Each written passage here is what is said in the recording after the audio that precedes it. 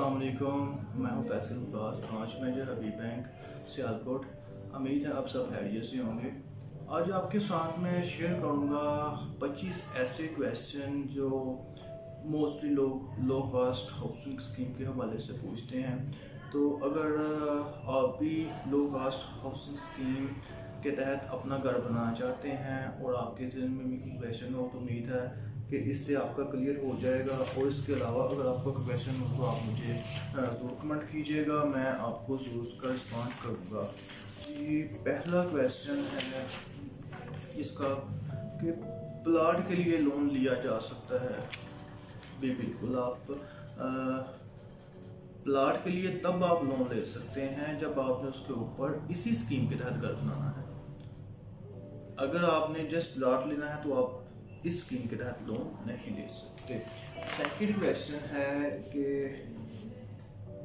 अगर पहले प्लाट मौजूद है या घर मौजूद है तो आप इस स्कीम के तहत लोन ले सकते हैं। अगर आपके नाम पहले की प्लाट मौजूद है तो उसके ऊपर घर बनाने के लिए आप लोन ले सकते हैं। लेकिन अगर आपके नाम पे पहले घर मौजूद है तो आप दोबारा जो है वो इस लोन के लिए नहीं ले सकते।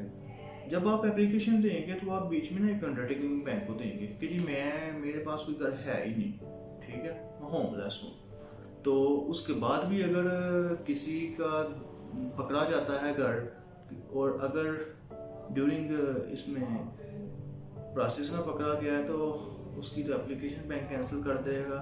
और बाद में अगर पकड़ा जाता है तो बैंक के पास इख्तियार है कि उसके साथ कॉन्ट्रैक्ट भी ख़त्म कर दे और उसको जुर्माना भी लगाए। थर्ड क्वेश्चन, क्या फ्लैट लेने के लिए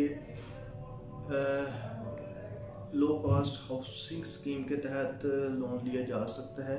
जी बिल्कुल, आप इस स्कीम के अंदर फ्लैट के लिए ले सकते हैं। फ्लैट का जो मेजरमेंट है वो किसी न किसी टियर में फॉल करनी चाहिए। बेशक टियर 0 में करे, 1 में करे, 2 में करे, 3 में करे, लेकिन उसकी मेजरमेंट इसके अंदर हो, ठीक है, तो फिर आप ले सकते हैं। उसके बाद जी घर एक्सटेंड करने के लिए, एक्सपेंशन के लिए लोन लिया जा सकता है। किसी का पहले एक फ्लोर बना हुआ है तो वो दूसरा फ्लोर बनाना चाहता है तो वो लोन ले सकता है, ठीक है। तो इसके लिए भी वही है कि उसकी मेजरमेंट जो पहले है वो जैसे किसी न किसी टियर में फॉल करनी चाहिए, तो उस टियर के मुताबिक वो लोन ले सकता है। जैसे अगर किसी का 800 स्क्वायर फुट का पहले घर है, उसने सेकंड फ्लोर बनाना है 850 स्क्वायर फुट का, तो वो ले सकता है, ठीक है। और वो फिर वो टियर 1 में फॉल करेगा। इसी तरह उसको ज़्यादा चाहिए तो फिर उसके मुताबिक होगा। नेक्स्ट जी, रेनोवेशन के लिए लोन लिया जा सकता है?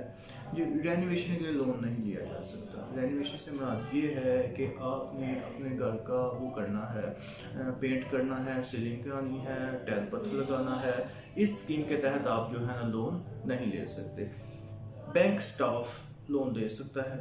बैंक स्टाफ इस स्कीम के तहत लोन ले सकता है। जी बिल्कुल, बैंक स्टाफ में 3 चीज़ें आ जाती हैं। अगर bank staff commercial bank employee है और परमानेंट है, हबीब बैंक का, UBL का, जिसका बैंक उसको खुद ऑफर करता है, तो वो नहीं ले सकता। दूसरी चीज़ इसमें ये आती है कि अगर कोई बंदा बैंक में जॉब करता है, बैंक एम्प्लॉय है, लेकिन थर्ड पार्टी है, कॉन्ट्रेक्चुअल है, तो वो इस स्कीम के तहत लोन ले सकता है। तीसरी चीज़ बैंक के हवाले से ये है कि अगर माइक्रो फाइनेंस बैंक का कोई एम्प्लॉय है, क्योंकि वो उसका एम्प्लॉय जो है इसके तहत लोन ले सकता है, ठीक है। अगला क्वेश्चन जो मोस्टली पूछे जाते हैं, न्यू कंस्ट्रक्शन हाउस से क्या मुराद है? ये जो नया सर्कुलर 25 मार्च को इशू स्टेट बैंक ने किया था, उसके अंदर इसकी एक्सप्लेनेशन कर दी थी कि न्यू कंस्ट्रक्शन से मुराद ऐसा घर जो 1 साल के अंदर बना हो, तो आपने उसका कंप्लीटेशन सर्टिफिकेट साथ अटैच करना है जिससे ज़ाहिर हो कि 1 साल के अंदर बना है, उसको आप बाय कर सकते हैं। नेक्स्ट, कंप्लीटेशन सर्टिफिकेट अगर ना हो तो, अगर नहीं है तो आप किसी भी लोकल वेंडर से जो वैलिडेटर है उससे आप ले सकते हैं, वो आपसे 3 से 5 हज़ार तक चार्जेस लेगा और आपको बना देगा। उसके बाद जी, अगर को ऑनर को इन कितने % इनकम क्लब हो सकती है, हाँ जी, और कितने को ऑनर जो है वो ऐड हो सकते हैं। टोटल 4 को ऑनर ऐड हो सकते हैं और चारों की 100% इनकम क्लब की जा सकती है असेसमेंट करने के लिए, ठीक है। तो इसमें इशू नहीं है, 100% तो होगी, ठीक है। आगे,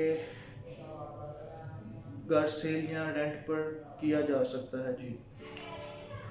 इस स्कीम के तहत घर 5 साल तक आप सेल नहीं कर सकते, 5 साल के बाद आप सेल कर सकते हैं।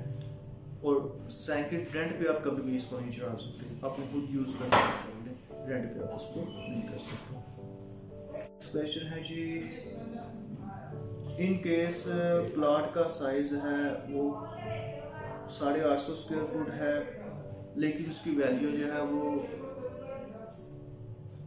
70 लाख से भी ज़्यादा है, तो उसको कौन से टियर में फॉल करेगा? क्या वो टियर 3 में फॉल करेगा?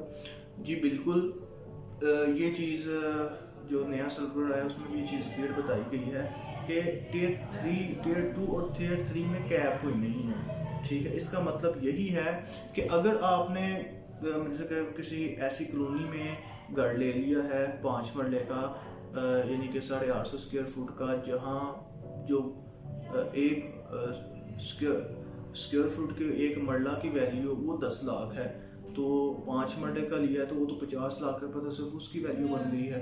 तो अगर और उसके अलावा घर भी अच्छा तैयार हुआ है तो ओवरऑल अगर घर की वैल्यू वो 60 लाख से ज़्यादा है, तो आप, क्योंकि इसमें टियर 3 में जो मिनिमम वैल्यू बताई गई वो 250 की बताई गई है कि मिनिमम वैल्यू 250 स्क्वायर फुट होनी चाहिए और मैक्सिमम वैल्यू जो है वो 2000 स्क्वायर फुट होनी चाहिए। इसके दौरान जहाँ भी आप फॉल करेंगे आप इसको वो ले सकते हैं, ये टियर 3 में फॉल करेगा, ठीक है, इसमें कोई इशू नहीं है। नेक्स्ट क्वेश्चन जी, लोन टू वैल्यू रेशियो की मोस्टली लोग पूछे जी, हमारा इसका मतलब ही है लोन टू वैल्यू रेशियो के इसमें आपकी रेशियो कितनी होगी और बैंक की रेशियो कितनी होगी। कि अगर आप 1 करोड़ रुपए का घर ले रहे हैं तो आप कितने देंगे और बैंक कितने देगा, ठीक है। तो इसमें जो टियर 1 है और टियर 2 है, इसके लिए 10% कस्टमर पे करेगा और 90% बैंक पे करेगा।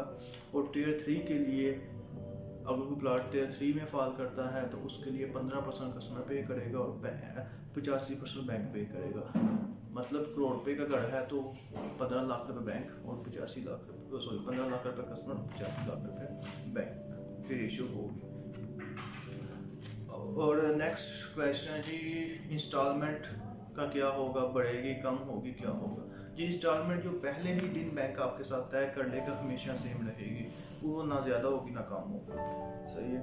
इस और नेक्स्ट क्वेश्चन है जी, अगर लोन की अमाउंट को टाइम से पहले पे कर दी जाए तो किसी किस्म की कोई पाबंदी होगी, पेनल्टी लगेगी या जुर्माना आयद होगा। मतलब कि आपने 20 साल के लिए लोन लिया हुआ है, आप चाह रहे हैं कि इसको 10 साल के लिए 10 साल के बाद ख़त्म कर दें, तो उसके लिए आपको किसी किस्म का कोई जुर्माना पे करने की ज़रूरत नहीं है। जितनी अमाउंट टोटल आउटस्टैंड होगी सिर्फ आप उतनी पे करेंगे। अदरवाइज जो बैंक की वैसे नॉर्मल चीज़ होती है, आप गाड़ी लेते हैं या कोई लोन लेते हैं, वक्त से पहले आप ख़त्म करते हैं तो 5 से 8% तक बैंक पेनल्टी चार्ज करता है जल्दी रीपेमेंट करने की। लेकिन इस स्कीम के तहत किसी किस्म की कोई भी पेनल्टी चार्ज नहीं होगी। उसके बाद जी, मिनिमम फाइनेंसिंग टाइम, मिनिमम पहले 10 साल होता था, अब जब 25 मार्च के सर्कुलर के बाद 5 साल पे हो गया है। नॉन रेजिडेंट बंदा ले सकता है, बिल्कुल वो बंदा जो पाकिस्तान से बाहर है वो ले सकता है, लेकिन इसका क्राइटेरिया अलग है। उसके अलावा जी, 5 साल से पहले कॉन्ट्रैक्ट आप ख़त्म कर सकते हैं जी, बिल्कुल आप इस कॉन्ट्रैक्ट को एनी टाइम ख़त्म कर सकते हैं। इसमें किसी किस्म की कोई भी बंदी नहीं है, ना कोई जुर्माना है, ना कोई फ़ाइन है। आप 10 इंस्टॉलमेंट दे दें, 5 दे दें, जितनी आपकी अमाउंट पीछे रहती है आप टोटल पे करेंगे, ख़त्म हो जाएगा, ठीक है। सेल का है वो मैंने बता दिया है कि 5 साल से पहले आप इसको सेल नहीं कर सकते। उसके बाद मिनिमम इनकम कितनी होनी चाहिए, जो नया सर्कुलर आया है इसके तहत मिनिमम इनकम की कोई रिक्वायरमेंट नहीं है। इससे पहले थी और साथ उसमें एम्प्लॉयमेंट पीरियड भी मेंशन था, बिजनेस टेन्योर भी मेंशन था, लेकिन नए सर्कुलर में ऐसी कोई भी चीज़ नहीं है, कोई मिनिमम पेमेंट रिक्वायर्ड नहीं है। उसके बाद नेक्स्ट क्वेश्चन जी, एग्रीकल्चर इनकम वाला अप्लाई कर सकता है जी? इसमें किसी किस्म का वाला इनकम वाला भी अप्लाई कर सकता है, एग्री वाला हो, जिसकी भी हो, नो इशू, इसमें कोई ऐसा कोई मामला नहीं है। ठीक है, तो ये क्वेश्चन थे जो लोग मुझसे आके पूछते थे और मैं उनको इसका जवाब देता था, और मैंने सोचा आपके साथ भी शेयर कर दूँ। अगर आपको के माइंड में कोई क्वेश्चन है जो आप पूछना चाहते हैं तो आप मुझे कमेंट में लिख के भेज दें, इंशाल्लाह मैं ज़रूर रिस्पॉन्ड करूँगा। तो अपना याद रखिएगा, दुआ में याद रखिएगा।